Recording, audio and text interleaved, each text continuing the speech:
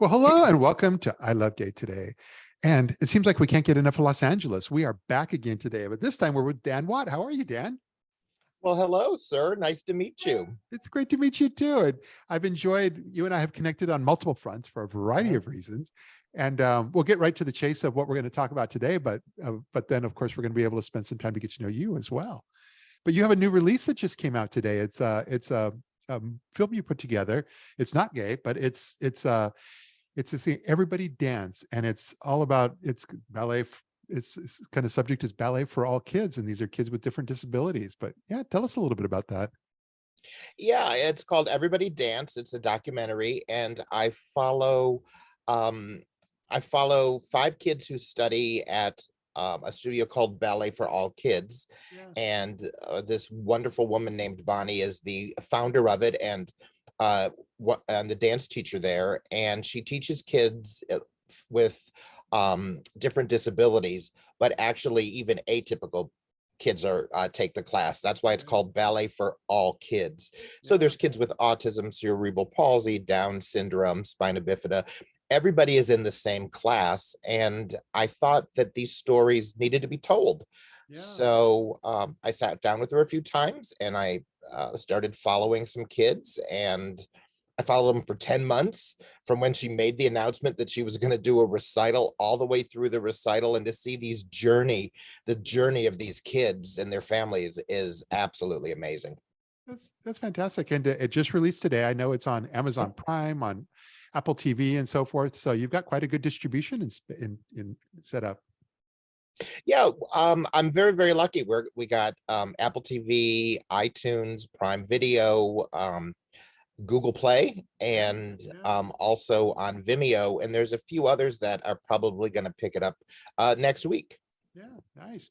But what's interesting is that you've got such a long history in the whole world of Hollywood and movies and film, and but you're an Ohio boy who escaped and came to Hollywood, but you made it, and you and yeah, tell us a little bit about that journey. Yeah, well, I used to be a dancer in my earlier career, Yeah. and I had a wonderful dance teacher back in Cleveland, and she would always take some of us to New York, her Yeah. top students, and introduce us to the teachers that she took from. And she said, these kids in this class, this is your competition. And some of us ran to it, and others were like, "Oh, hell no," and ran away. Yeah. And so I kept studying. I decided to come to LA Yeah. because I was going to do movies and videos. I had to be in that Janet Jackson video. But my cards, the way my cards laid out is that I actually got into some dance companies. So I was a stage performer, Yeah. and after that, as I got a little older, I started producing um, and choreographing, and that's when the bug bit me to move to the other side and to be able to put shows up, musicals and live performances. I've worked with Melissa Manchester, Dixie Carter, Carol Channing, Cheetah Rivera, and B. Arthur. So I worked with all of them on their shows. And so I switched over to producing. And then from there, here we are today. Yeah. No, it was interesting with B. Arthur when I was Googling you when I first got to know you, and I was like, what your name pops up because when B. Arthur passed away, you were the family spokesperson and everything. You were it. Yeah, I was her assistant for 6 years, her personal assistant and friend, Yeah. and handled everything. After she did the show for me, when I met her, she did a show for my nonprofit called the Art Attack Foundation. Okay. And what I did is I started this nonprofit to offer scholarships for kids in the performing arts, because I wouldn't have made it in my career and had the opportunities I did without scholarships to along the way. So I felt I needed to give back, and I thought, who embraces the arts, more than B. Arthur. Yeah. So I called her, and she did her one woman show. She came out of retirement and did the show for me, Yeah. and we sold out 2 nights. And then after the show, she turned to me and said, "Do you want to work for me?"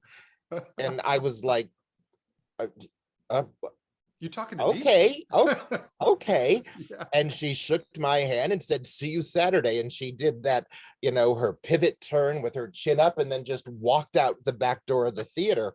And I'm just left in the theater. The lights are going off all alone going, am I working for B. Arthur? And that was it. She called Yeah. me Wednesday and said, come up at 11. And Yeah. there it was. Wow. You- you'll have amazing stories to tell your grandkids for generations to come. Yeah, many pinch me moments. When she's practicing her one-woman show with the late great Billy Goldenberg, her piano player, Yeah. in the living room, and you're the only audience member, and she's doing it to you. I mean, who else can say that they got an encore performance of B. Arthur? Yeah.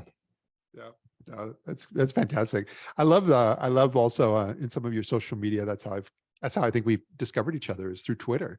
Yeah. And but I love it when from your background and so forth, you used to watch Dancing with the Stars, but kind of gave up on it. But Ezra Sosa brought you back. I just admire that boy. He's a young man, I guess I should say.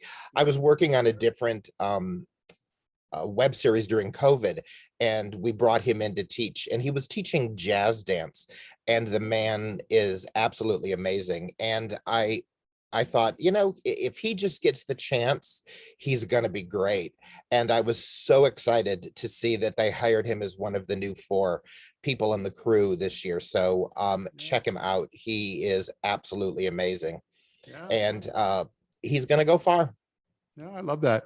But mostly I look forward to, I'm glad that we got a chance to get to know who you are, as opposed to, not just the works you do.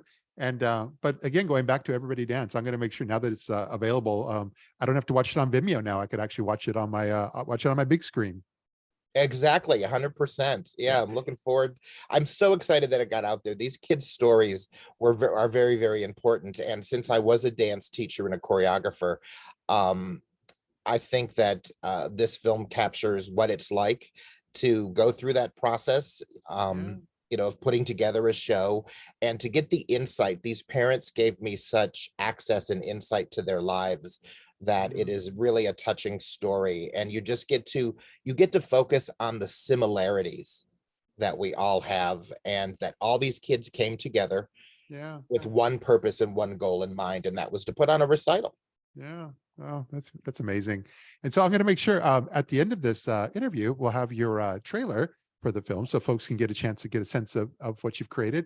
And also I'll make sure all the links are there, and YouTube and so forth. So it's very easy to find.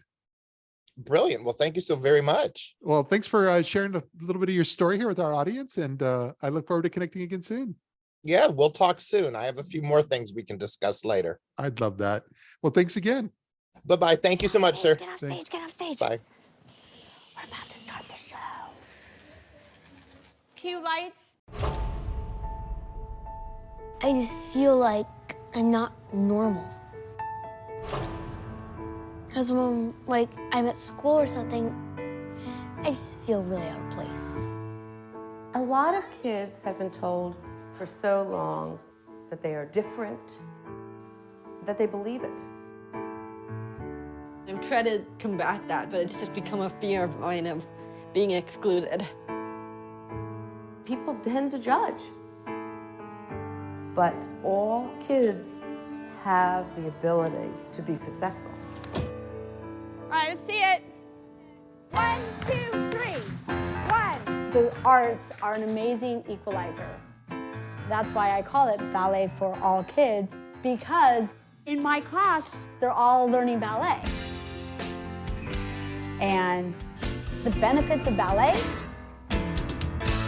self-esteem, self-confidence, focus, motor skills. The list goes on and on and on. That's for any kid. But what that does to a kid who's been told their whole life that they're different and they're not as good as the rest of the world, it's miraculous. They're gonna open the curtains. Come on. Okay? We ready? Are we set?